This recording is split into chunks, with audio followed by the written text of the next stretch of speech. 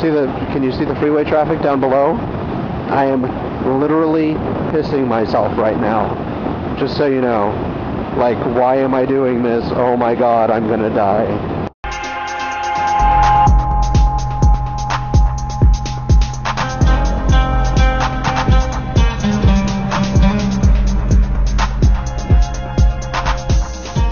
CBR500R. It is a motorcycle. It's made out of wheels and engines and cubic centimeters of things and bits and bobs and pieces, and I hope that light turns red. I really don't want to deal with all these. I have 1,715 miles on my CBR 500R, and is it? May we? Can we? Yes, Mother may I. Mother I may. It's great. So I commute. Just so you know, my kind of riding is generally commuting, and then we also do weekend fun rides. I've mentioned that I have daughters, and they're wonderful, and I'm crazy about them. They're 3 and 5, incidentally. And then they just had their first joint ballet recital. It was amazing. But when I don't have them, when they're with their mom, we'll do weekends. We've done Ortega Highway. We've done... So... We've done up PCH, up the southern coast of California, outside Los Angeles. Some nice country out there. Ugh, these Prius drivers. I have a feeling this is going to be a right turn only lane somewhere up here. Or else, why is all this hassle going on? Yeah, so I do fun riding. I don't just use it as a workhorse, although it does make getting to work so much more enjoyable. Genuinely confused about why you're going this slowly, sir. Let's talk about a couple of things. Comfort. 1. I had no aspirations of purchasing a CBR500R. I heard about them, but I thought the Ninja, obviously the Ninja is cheaper. It's, I think, about $1,000 cheaper. I could be wrong, and obviously it depends on what market you're in. The Ninja is cheaper. I wanted it because everybody was like, oh, it's so agile, and it just jumps right into the canyons, and then it carves them. And it's, you know, it's a great bike, and it's wonderful, and all that stuff sounded really good and really intriguing to me. Oh, hello. So I wanted one, and then I went to the showroom with Daisy, and I sat on one. And the moment I sat down, both of my hips got a pain, which I can only describe as painful, and I didn't like that aspect of it very much because I'm an enormous baby about everything. So, this is California, by the way. Welcome. So, I tried the CBR500R. I sat on it and was immediately comfortable. I just felt like I had a lot more leg room, like I could kind of breathe and I wasn't cramped. And it was just a lot nicer of a ride for me. And I'm 5'10", so I'm not some giant.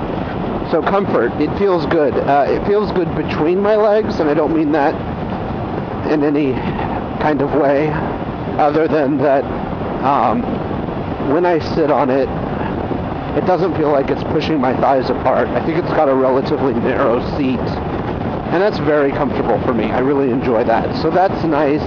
The seat is a lot cushier than the Ninja.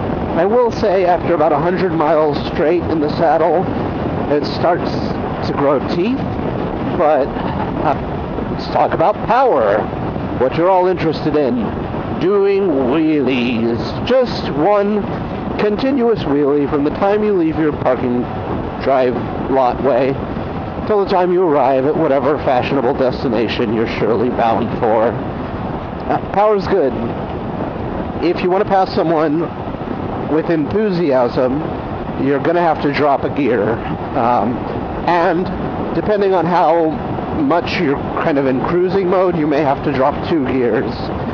But it has enough pickup to leave pretty much everybody in your rear views. There are a couple places where there's a stoplight that goes directly into a 65 mile an hour zone, and by the time I get up to 65 miles an hour, and I look in my rearview mirrors to check on traffic, everybody else is just clearing the intersection, and I am like a football field away going 65, and they're probably going 30. So it certainly has enough power for anything that you would want to do that's legal, and it absolutely has enough power for a lot of things that you might want to do that are illegal, and it's not going to keep you out of too much trouble because it's got a lot of kicks. So, I mean, I'm cruising at 70 I think I'm in 6th gear. Let's see. Yes, I am in 6th gear, and I am in the high 5K RPM range. Red line is 8.5, so I've taken it up to about 90-ish, and it doesn't pull very fast when you're getting up to 90, but it's still pulling, and it's still accelerating, and I was not tucked. So I'm sure if I had dropped into a tuck, that would have helped things considerably. So the acceleration is good. Cruising is good. I'm not feeling a lot of vibration right now at 70. There's a little bit, but it's really, like when I say there's vibration, it's nothing compared to what you would get on what we describe as a vibey motorcycle. It's nothing like that.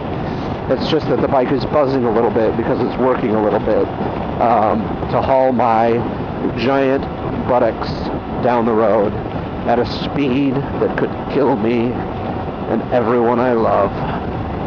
Ugh, that got grim. Alright, so anyway, focusing on the positive. Yeah, so acceleration and speed, very good. This bike is comfortable on the freeway. Handling, let's talk about handling, because power isn't all there is to it. You're not just going to be going in a straight line. This is very important. Where this bike falls apart, if it falls apart anywhere, where it falls apart is in handling. And when I say falls apart, I mean that what you should be expecting is not a miniature CBR. What you should be expecting is more of a standard, like a CB500 type of handling profile. The bike turns, the bike is happy to turn,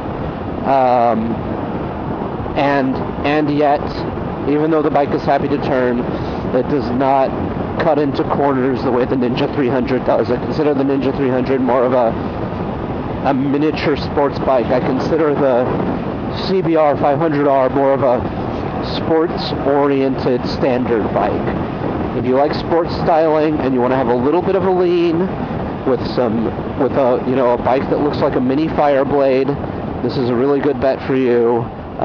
It's beautiful. I love the styling on the CBR. The bike feels planted. It is awesome, even at low speeds. I'm going 3 miles an hour. I can lock the steering in a low-speed turn and feel totally secure and comfortable. It's not going to fall over. I'm going 2 miles an hour in a straight line. I feel totally planted. I drop it down to 1 mile an hour. I start to want to put my legs out, but that ain't bad, folks. I mean, that's almost a dead stop.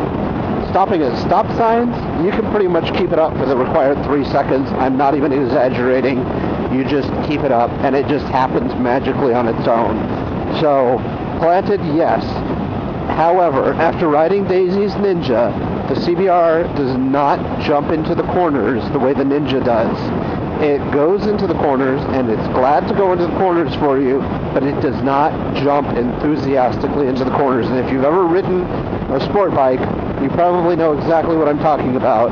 The Ninja, you touch that handlebar, and that thing just wants to get into that corner for you and do whatever you want it to do. The Ninja wants to do things. The CBR is glad to do things for you, but it's a little less eager about them. So bear that in mind. However, for me, the comfort more than makes up for the slight lack of enthusiasm about cornering. The suspension is pretty soft, so the bumps on the road aren't too bad, but that also means you get a little bit less feedback from the road, especially when you're in those corners. So you have to kind of keep that in mind. I think that the fit and finish on the CBR is a little bit nicer.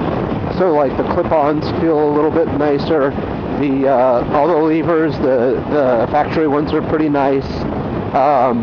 Everything just seems really well put together on the CBR. The Ninja, I don't know, I'm not trying to make this a comparison, but the Ninja is a really good comparison because if you're looking at an entry bike, you're looking new, you're probably looking at these two bikes pretty seriously. The Ninja feels fine, but it isn't quite, the cockpit and all that stuff just isn't quite at the level from a fit and finish standpoint as the CBR, so beware of that. What else do I want to say about this? I love my CBR. Every time I ride it, I get really happy. It's got plenty of acceleration. It doesn't scare me as much anymore, but it definitely scared me at first. There's a flyover to the 57 here. Okay, yeah, there is. God, I'm doing another one of these stupid flyover things. Guys, I hope you like nighttime flyover, crazy, pants scared off riding, because we're going again. But yeah, get a CBR. If you're thinking about it, just get a CBR because they're pretty and they're nice. I'm kidding. What you should do if you're considering both of these bikes or either of these bikes is you should go to a dealership and sit on them. If you can test drive them, great, but at the very least sit on them for a couple of minutes, and within a couple of minutes you should start to have a sense of whether or not these bikes are comfortable and whether or not they might be something that you might be interested in purchasing and owning and riding and loving and taking care of. The last thing I'll say is that maintenance on these bikes is probably about the same. Daisy is about to hit her 600 miles, so we'll do her first oil change and all that stuff shortly. I did my 600 mile service myself on the CBR. Nothing too dramatic, really, if you're at all comfortable mechanically, or even if you just have an analytical mindset. I don't think you'll have any problems maintaining them for the basic or even the more advanced stuff. They're pretty straightforward, so don't be too anxious about that. That's pretty great on these. One gripe that I do have about the CBR, and it's a pretty big one, is that, again, in comparison, the Daisy's Ninja 300 has a spot on the back of her bike, on the swing arm, to install swing arm spools, and my CBR is lacking a swing arm spool install dealy location spot. So be aware of that and mourn it and feel bad. Hope you enjoy the CBR review. I love my bike.